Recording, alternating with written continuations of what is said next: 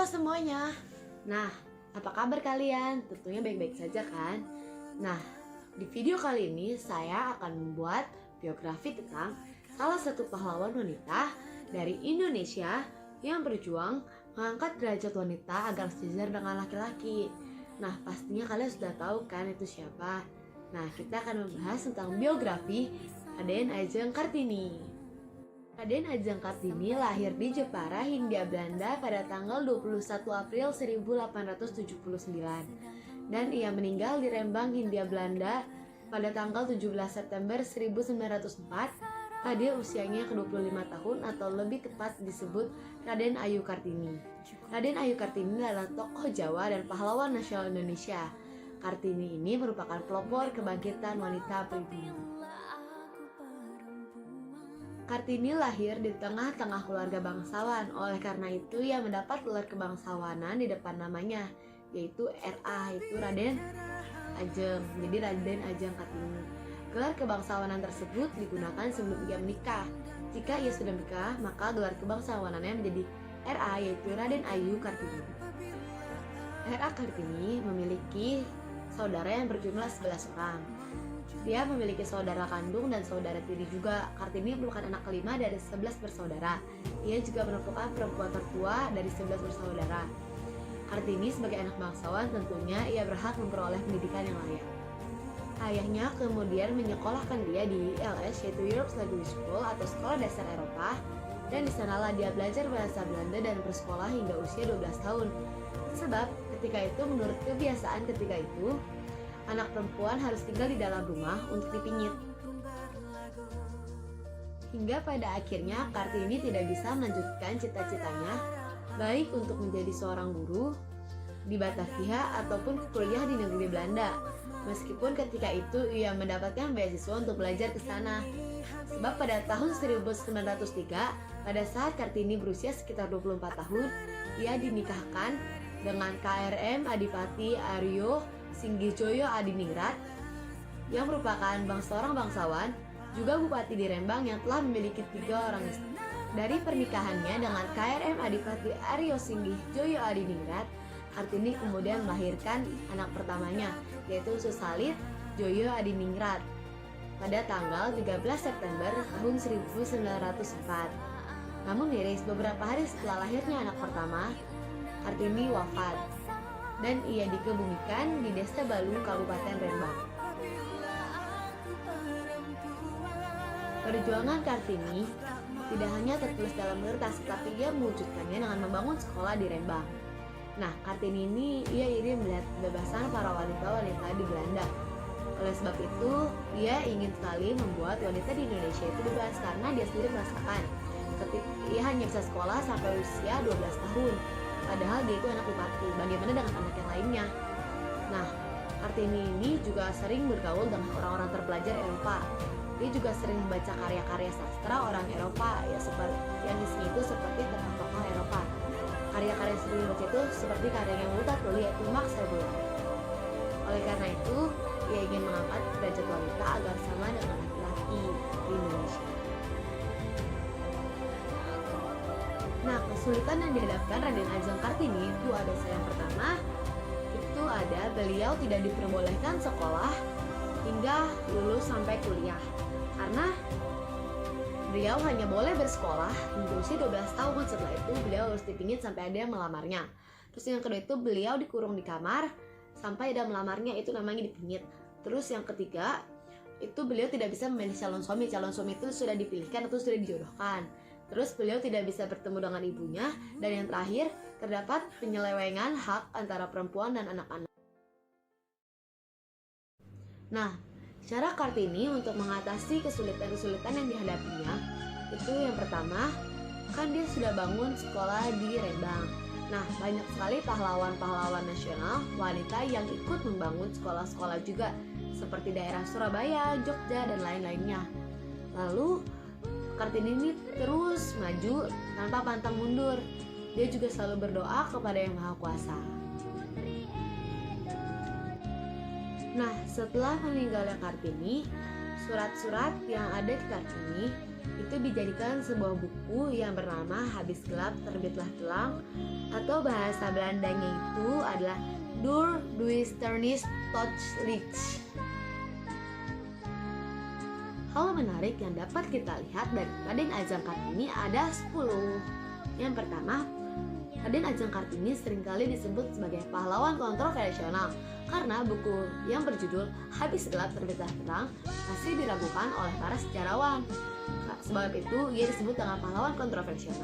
Lalu yang kedua, mahir berbahasa Belanda. Semenjak dibingit, Raden Ajeng Kartini sering membaca buku-buku tentang emansipasi wanita di Eropa yang berbahasa Belanda, bahasa Eropa.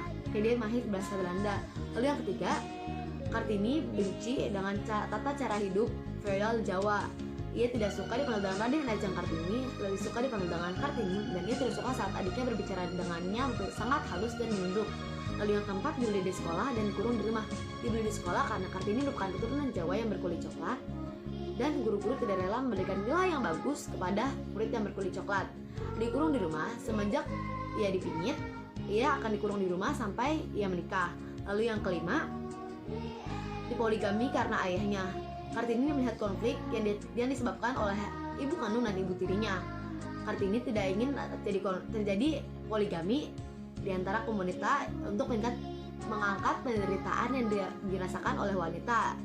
Nah, pada usia 24 tahun ia terpaksa menikah dengan Bupati Rembang, yaitu KRM Adipati Aryo Singgijoyo Adiningrat pada usia yang ke-24 tahun karena saat itu ayahnya sedang sakit. Yang keenam, Kartini rela menikah asalkan ayahnya menyetujui beberapa persyaratan yang diberikan oleh Kartini. Yang pertama, persyaratan pertama adalah Kartini boleh mendirikan sekolah, yang kedua Kartini boleh mengajar, yang ketiga Kartini boleh mencapai cita-citanya. Lalu yang ketujuh, Kartini merupakan seorang pebisnis. Ia mendirikan bisnis bengkel kayu ukir di daerah Rembang untuk mempermudah para pemuda-pemuda yang ingin bekerja untuk memajukan ekonomi. Lalu yang ke-8 ada Museum Kartini di Jepara. Nah, Museum Kartini di Jepara ini didirikan pada tanggal 30 Maret tahun 1975 dan isinya itu tentang Kartini dan kayak alat-alat peninggalan dari Jepara. Lalu yang ke-9, nama Kartini ini dijadikan nama jalan di Belanda loh. Nah, kenapa bisa dijadikan nama di Belanda? Karena Kartini ini kan merupakan salah satu sosok pahlawan yang berjuang memajukan hak perempuan. Ini sampai terdengar ke telinga Belanda, oleh karena itu Belanda menjadikan Kartini menjadi nama jalan di Haarlem, Amsterdam, dan lain-lainnya. Ada 4 wilayah. Lalu yang ke-10 yang terakhir, Kartini meninggal di usia yang 25 tahun saat ia melahirkan anak pertamanya, yaitu Susalit Joyo Adiningrat. Hal yang dapat kita teladani dari Raden Ajeng Kartini itu ada 10. Nah, yang pertama, Raden Ajeng Kartini cerdas dan pintar. Sebagai seorang motivator, tentunya Raden Ajeng Kartini harus berhasil memotivasi para kaum wanita untuk bergerak maju terus, menggerakkan kaum wanita agar sejajar dengan laki-laki. Lalu yang kedua, Kartini juga ramah dan sopan. Buktinya, Kartini memiliki seorang teman yang berasal dari Belanda, yaitu Rosa Beneno dan Stella Zahingelar, yang ia juga menyetujui dengan pemikiran Kartini untuk menyejajarkan kaum wanita sejajar dengan laki-laki. Lalu yang ketiga, ia sangatlah rendah hati. Kartini tidak suka kalau misalnya ia selalu menggambarkan dirinya kalau saya kaum bangsawan, padahal tidak. Kartini tidak suka seperti itu. Kartini ini ingin menyejajarkan kayak harkat gitulah. Lalu yang keempat, Kartini ini patuh dan hormat pada orang tua. Buktinya, ia tidak memaksakan orang tuanya yang tidak mengizinkannya untuk kuliah di luar negeri. Ia tidak mabuk makan, tidak kabur. Nah, yang kelima itu dia optimis, ambisius, ulet, dan pantang menyerah. Seperti kata motivasi dari Kartini, kejarlah kesuksesan hingga kamu tidak perlu memperkenalkan namamu lagi karena mereka telah mengenalmu. Yang keenam, mandiri. Nah, Kartini ini walaupun kita sebagai makhluk sosial, tapi Kartini selalu bergerak dengan sendirinya. Ia tidak merepotkan orang lain. Lalu yang ketujuh, Kartini ini berjiwa sosial dan penuh kasih sayang. Ia selalu menyayangi anak-anak didik dia yang perempuan, yang laki-laki. Nah, dengan sangat penuh kasih sayang. Nyonya Abendanon juga mengatakan seperti demikian. Lalu yang ke-8. Nah, yang ke-8, Kartini ini sabar dan setia. ia setia sampai mati dengan KRM Adipati Aryo Singgi Joyo Adiningrat, dan ia selalu sabar menghadapi cemoohan tiap orang yang mencoba menjelekkan dia. Lalu yang ke-9 itu ia selalu cinta tanah air dan bangsa. Nah, ini mah harusnya semua orang udah punya ya rasa nasionalisme dalam hati kalian. Lalu yang ke-10 gigih dan berani. Nah, ia memang dilarang untuk keluar, tapi ia terus mencoba, terus berani, hingga akhirnya dia sukses mengangkat derajat kaum wanita. Penghargaan yang didapat oleh Raden Ajeng Kartini yang pertama ditetapkan sebagai pahlawan itu pada tanggal 2 Mei 1964. Lalu yang kedua, nah Kartini tanggal 21 April kan dia lahir. Nah, tanggal tersebut jadikan tanggal untuk hari besar yang disebut dengan Hari Kartini. Lalu yang ketiga, nama Kartini dijadikan dengan nama-nama jalan di beberapa kota di Belanda. Sebut saja Urtens, Venlo, Amsterdam, dan Halle. Karya yang dihasilkan Kartini diantaranya yang pertama, buku yang berjudul Habis Gelap Terbitlah Terang. Yang kedua, Surat-surat Kartini, renungan tentang dan untuk bangsanya. Yang ketiga, Letters of Indonesian Feminists 1900 until 1904. Lalu yang keempat itu ada surat-surat untuk Nyonya Abendanon dan suaminya. Lalu yang kelima ada Panggil Aku Kartini Saja. Yang keenam itu ada Aku Mau titik-titik nasionalisme dan feminisme. Lalu yang 7 surat Kartini untuk Stella Zahundilar pada tahun 1899 sampai 1903.